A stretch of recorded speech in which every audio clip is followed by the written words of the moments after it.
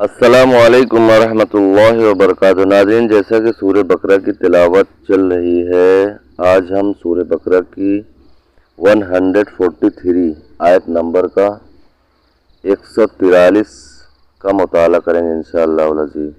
میری یہ ویڈیو ان لوگوں کے لیے ہے جو مجھ جیسے کروڑوں ہیں، جو تھوڑا پڑھنا جانتے ہیں، اور بدقسمتی سے وہ بھی ہم پڑھنے کی کوشش نہیں کرتے۔ ہمیں ایسا نہیں کرنا، ہمیں ایک آیت دو آیت معنی اور مفہوم کے ساتھ پڑھنے کی کوشش کرنا ہے، تو ہمارا اس میں یہ فائدہ ہوگا کہ ہمارا پڑھنا بھی درست ہوگا، رب ہم سے کیا فرما رہا ہے اور کیا چاہتا ہے وہ بھی ہمیں معلوم ہوگا، تو ہم اس پر عمل کرنے کی کوشش کریں گے انشاءاللہ العزیز۔ تو آئیے شروع کرتے ہیں۔ اعوذ باللہ من الشیطان الرجیم، بسم اللہ الرحمن الرحیم۔ وَكَذَلِكَ جَعَلْنَاكُمْ أُمَّةً وَسَطًا لِتَكُونُوا شُهَدَاءَ عَلَى النَّاسِ وَيَكُونَ الرَّسُولُ عَلَيْكُمْ شَهِيدًا وَمَا جَعَلْنَا الْقِبْلَةَ الَّتِي كُنْتَ عَلَيْهَا إِلَّا لِنَعْلَمَ مَن يَتَّبِعُ الرَّسُولَ مِمَّن يَنقَلِبُ عَلَى عَقِبَيْهِ وَإِنْ كَانَتْ لَكَبِيرَةً إِلَّا عَلَى الَّذِينَ هُدَى اللَّهِ وَمَا كَانَ اللَّهُ لِيُضِيعَ إِيمَانَكُمْ إِنَّ اللَّهَ بِالنَّاسِ لَرَءُوفٌ رَحِيمٌ۔ ترجمہ: اور اسی طرح ہم نے تمہیں بہترین امت بنایا تاکہ تم لوگوں پر گواہ بنو، اور یہ رسول تمہارے نگہبان و گواہ ہوں۔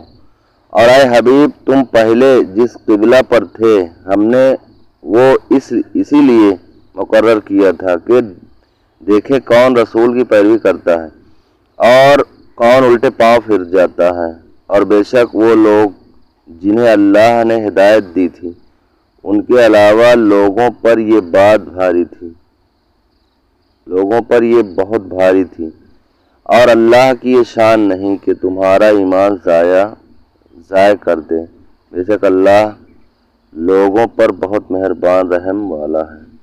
تفسیر: وَكَذَلِكَ جَعَلْنَاكُمْ أُمَّةً وَسَطًا، اور اسی طرح ہم نے تمہیں بہترین امت بنایا، یعنی اے مسلمانوں، جس طرح ہم نے تمہیں ہدایت دی اور خانہ کعبہ کو تمہارا قبلہ بنایا، اسی طرح ہم نے تمہیں بہترین امت بنایا۔ حضور پرنور صلی اللہ تعالی علیہ وآلہ وسلم کی امت زمانہ کے لحاظ سے سب سے پیچھے ہے اور مرتبے کے لحاظ سے سب سے آگے ہے، یعنی افضل ہے۔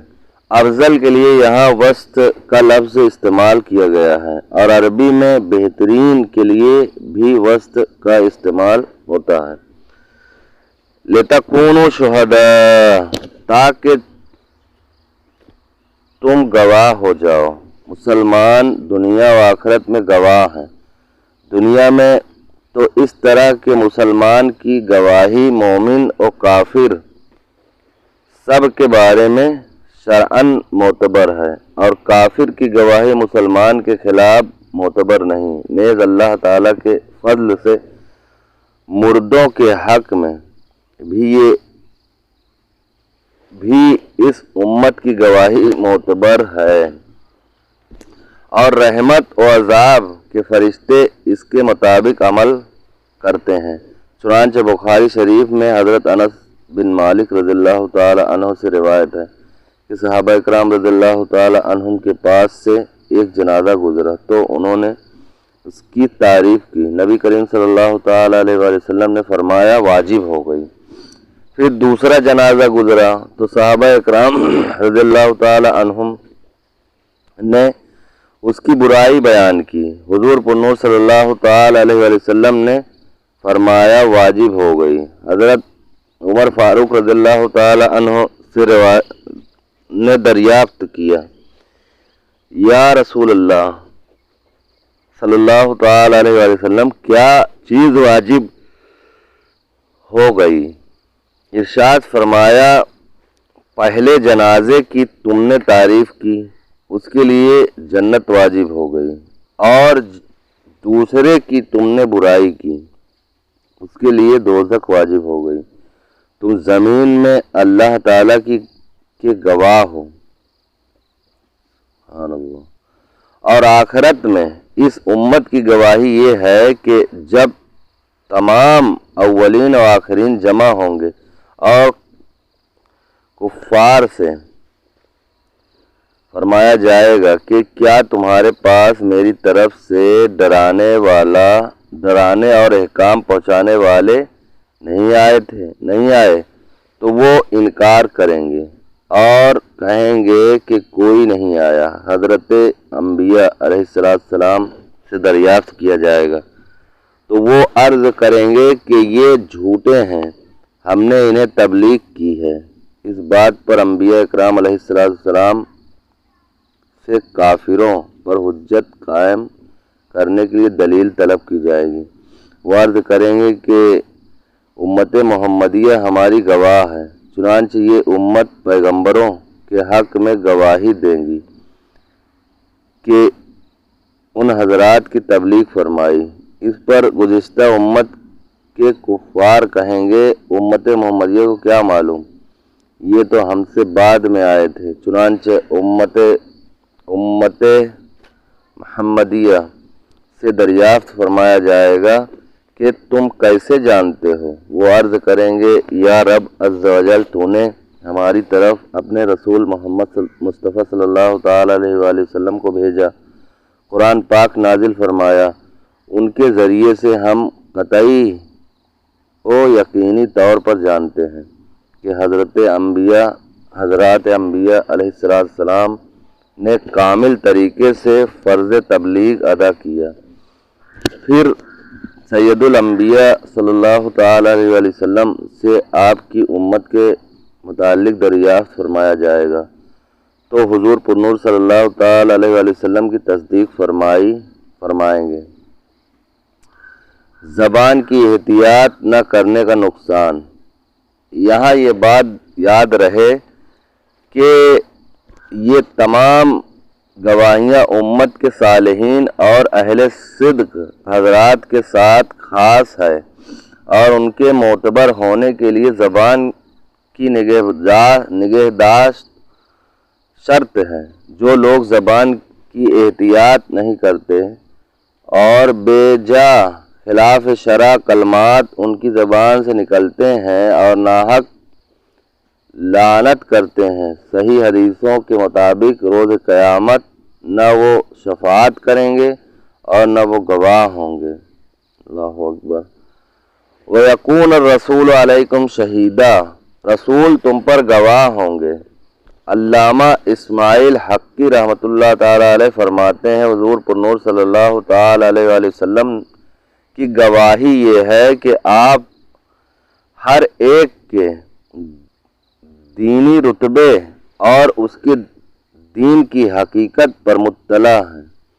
آپ صلی اللہ تعالیٰ علیہ وآلہ وسلم اس چیز سے واقف ہیں جو کسی کا دینی رتبہ بڑھنے میں رکاوٹ ہے۔ آپ صلی اللہ تعالیٰ علیہ وآلہ وسلم کو لوگوں کے گناہ معلوم ہیں۔ آپ صلی اللہ تعالیٰ علیہ وآلہ وسلم ان کے ایمان کی حقیقت، اعمال، نیکیاں، برائیاں، اخلاص اور نفاق وغیرہ کو نور حق سے جانتے ہیں۔ ایسا ہی کلام شاہ عبدالعزیز محدث دہلوی رحمۃ اللہ تعالی علیہ نے اپنے تفسیر فتاوی العزیز میں بھی ذکر فرمایا ہے۔ یاد رہے کہ ہر نبی علیہ السلام کو ان کی امت کے اعمال پر مطلع کیا جاتا ہے تاکہ روز قیامت ان پر گواہی دے سکیں، اور چونکہ ہمارے نبی کریم صلی اللہ تعالیٰ علیہ وآلہ وسلم کی شہادت سب امتیوں کو عام ہوگی، اس لیے حضور اقدس صلی اللہ تعالیٰ علیہ وآلہ وسلم تمام امتوں کے احوال پر مطلع ہیں۔ نبی کریم صلی اللہ تعالیٰ علیہ وآلہ وسلم کی گواہی قطعی و حتمی ہے۔ یہ بات حقیقت ہے کہ نبی کریم صلی اللہ تعالی علیہ وآلہ وسلم کی گواہی قطعی و حتمی ہے۔ ہمارے پاس قرآن کے کلام الہی ہونے کی سب سے بڑی دلیل حضور اقدس صلی اللہ تعالی علیہ وآلہ وسلم کی گواہی ہے، اور جیسے یہ گواہی قطعی طور پر مقبول ہے، اسی طرح حضور اکرم صلی اللہ تعالی علیہ وآلہ وسلم کی گواہی دنیا میں اپنی امت کے حق میں مقبول ہے۔ لہذا حضور سید المرسلین صلی اللہ تعالی علیہ وآلہ وسلم نے اپنے زمانہ کے حاضرین کے متعلق جو کچھ فرمایا، مثلاً صحابہ اکرام، ازواج مطہرات و اہل بیت اکرام رضی اللہ تعالی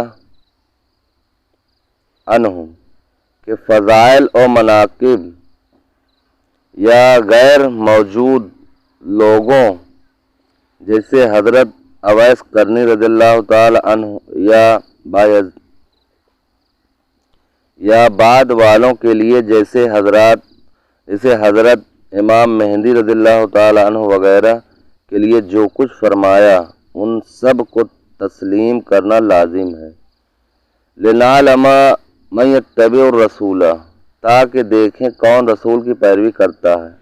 قبلہ کی تبدیلی کی ایک اور حکمت ارشاد ہوئی کہ اس سے مومن و کافر میں فرق اور امتیاز ہو جائے گا کہ کون حضور اقدس صلی اللہ تعالی علیہ وآلہ وسلم کے حکم پر قبلہ تبدیل کرتا ہے اور کون آپ صلی اللہ تعالی علیہ وآلہ وسلم کی نافرمانی کرتا ہے۔ چنانچہ قبلہ کی تبدیلی پر بہت سے کمزور ایمان والے اسلام سے پھر گئے۔ منافقین نے اسلام پر اعتراض شروع کر دیے، جبکہ پختہ ایمان والے اسلام پر قائم رہے۔ وَإِنْ كَانَتْ لَكَبِيرَةٌ، اگرچہ یہ تبدیلی بڑی گراں ہے۔ قبلہ کی تبدیلی کو کامل و ایمان لوگوں نے تو بڑی خوش دلی سے قبول کیا، لیکن منافقوں پر یہ تبدیلی بڑی گراں گزری۔ منافقت کی علامت، اس سے معلوم ہوا کہ اللہ تعالی کا حکم معلوم ہونے کے بعد قبول کرنے سے دل میں تنگی محسوس کرنا منافقت کی علامت ہے۔ ہمارے معاشرے میں بھی لوگوں کی ایک تعداد ایسی ہے جن میں یہ مرض بڑی شدت اختیار کیے ہوئے ہے، اور اسی مرض کی وجہ سے اللہ تعالیٰ کے احکام پر عمل کرنا ان کے لیے بہت دشوار ہو چکا ہے۔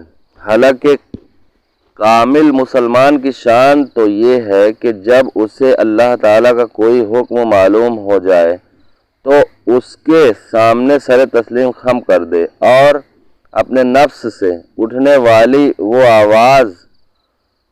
آواز وہیں دبا دے جو اللہ تعالیٰ کے حکم پر عمل کرنے کے معاملے میں اسے روک رہی ہو یا اس کے دل میں تنگی پیدا کر رہی ہو۔ اللہ تعالیٰ مسلمان کو ہدایت عطا فرمائے، آمین۔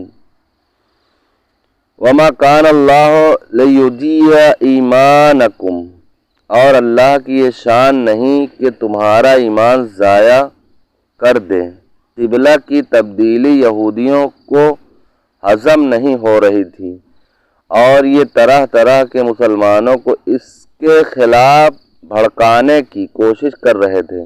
چنانچہ کچھ یہودیوں نے بیت المقدس کی طرف منہ کر کے پڑھی گئی نمازوں کے بارے میں مسلمانوں کے سامنے چند اعتراضات کیے، اور بیت المقدس کی طرف منہ کر کے نماز پڑھنے کے زمانہ میں جن صحابہ اکرام رضی اللہ تعالی عنہم نے وفات پائی، ان کی نمازوں کے درست ہونے پر مسلمانوں سے دلیل مانگی تو ان کے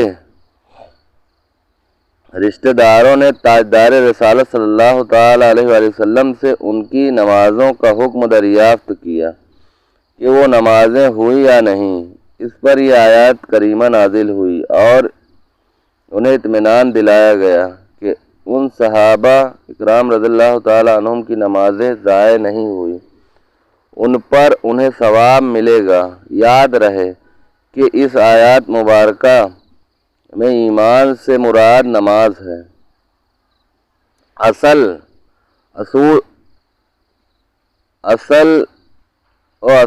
چیز نبی کریم صلی اللہ تعالی علیہ وآلہ وسلم کی پیروی ہے۔ قبلہ کی تبدیلی سے پہلے مسلمانوں نے بیت المقدس کی طرف منہ کر کے جتنی نمازیں پڑھی تھیں انہیں صحیح قرار دیا گیا، کیونکہ بیت المقدس کی طرف منہ کر کے جو نمازیں پڑھی گئی وہ بھی اتباع رسول صلی اللہ تعالی علیہ وآلہ وسلم میں ہی تھی، اور اب جو خانہ کعبہ کی طرف منہ کر کے پڑھتے ہیں یہ بھی اطاعت رسول میں پڑھتے ہیں، لہذا ان سب کی نمازیں درست ہیں۔ حضور اکرم صلی اللہ تعالی علیہ وآلہ وسلم بیت المقدس کی طرف منہ کر کے نماز پڑھیں اور کوئی اس وقت خانہ کعبہ کی طرف منہ کر کے نماز پڑھے وہ بھی مردود ہے۔ حضور پرنور صلی اللہ تعالی علیہ وآلہ وسلم خانہ کعبہ کی طرف منہ کر کے نماز پڑھیں اور کوئی اس وقت بیت المقدس کی طرف منہ کر کے پڑھے وہ بھی مردود ہے کہ اصل چیز تو حضور اقدس صلی اللہ تعالی علیہ وآلہ وسلم کی اتباع ہے۔ اسی کو فرمایا لنعلم من یتبع الرسول، ترجمہ تاکہ دیکھیں کہ کون رسول کی پیروی کرتا ہے۔ اعلیٰ حضرت امام احمد رضا خان رحمۃ اللہ تعالی علیہ فرماتے ہیں، ثابت ہوا کہ جملہ فرائض فروع ہے، اصل اصول بندگی تاجور کی ہے۔ نماز کی اہمیت۔ اس آیات سے معلوم ہوا کہ نماز کی بہت اہمیت ہے کہ قرآن میں اسے ایمان فرمایا گیا ہے، کیونکہ اسے ادا کرنا اور باجماعت پڑھنا کامل ایمان کی دلیل ہے۔ حضرت جابر رضی اللہ تعالی عنہ سے روایت ہے، حضور اقدس صلی اللہ تعالی علیہ وسلم نے ارشاد فرمایا، کفر اور ایمان کے درمیان فرق نماز کا چھوڑنا ہے۔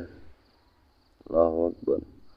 حضرت بریدہ رضی اللہ تعالی عنہ سے روایت ہے، نبی کریم صلی اللہ تعالی علیہ وسلم نے ارشاد فرمایا، ہمارے اور ان کافروں کے درمیان عہد نماز ہی ہے، جس نے اسے چھوڑا تو اس نے کفر کیا۔ اللہ اکبر۔ حضرت ابو سعید خدری رضی اللہ تعالی عنہ سے روایت ہے، نبی کریم صلی اللہ تعالی علیہ وسلم نے ارشاد فرمایا، اسلام کی نشانی نماز ہے، تو جس نے نماز کے لیے دل کو فارغ کیا اور نماز کے تمام ارکان اور شرائط اس کے وقت اور اس کی سنتوں کے ساتھ اس پر مداومت کی تو وہ کامل مومن ہے۔ صدق اللہ العظیم۔ مالک و مولا سے دعا ہے، مالک و مولا ہمیں صحیح معنوں میں قرآن مجید پڑھنے اور اس پر عمل کرنے کی توفیق عطا فرما۔ سہون قصدن لفظاً مانن جو بھی پڑھنے میں غلطی ہوئی ہو، لغزش ہوئی ہو، میرے مولا اپنے فضل و کرم سے معاف فرما۔ الہ العالمین، ہم میں سے جو بیمار ہیں انہیں شفا کاملہ و عاجلہ عطا فرما، جو جن پریشانیوں میں مبتلا ان کی پریشانیوں کو دور فرما دے۔ یا رب ذوالجلال، ہمارے ماں باپ کی، ساری امت کی مغفرت فرما۔ یا الہ العالمین، آج تک جتنے بھی مسلمان مرد عورت بچے فوت ہوئے ہیں ان سب کی بخشش و مغفرت فرما۔ الہ العالمین، میری دادی جان سیدہ انوری بیوی کی بخشش و مغفرت فرما۔ یا رب ذوالجلال، میرے دادا جان سید ریاض الدین کی بخشش و مغفرت فرما، میرے نانا جان سید انور علی اور ان کی جوزہ مومنہ بیوی کی بخشش و مغفرت فرما، یا رب ذوالجلال کل امت مسلمین کی بخشش و مغفرت فرما۔ آج جمعۃ المبارک کے دن کے صدقے میں مولا سب کی بخشش و مغفرت فرما، سب کے قبروں کو حد نظر کشادہ فرما، سب تمام مسلمان عالم کی میرے مولا قبروں کو حد نظر کشادہ فرما کر اپنے نور سے منور فرما۔ الہ العالمین تمام مسلمان عالم کی عزت اور آبرو، جان اور مال کی، ایمان کی حفاظت فرما، یا رب ذوالجلال جس کسی نے بھی دعا کے واسطے یا رب کہا کر دے پوری ہر بے کس و مجبور کی۔ استغفر اللہ رب من کل ذنب واتوب الیہ، استغفر اللہ رب من کل ذنب واتوب الیہ۔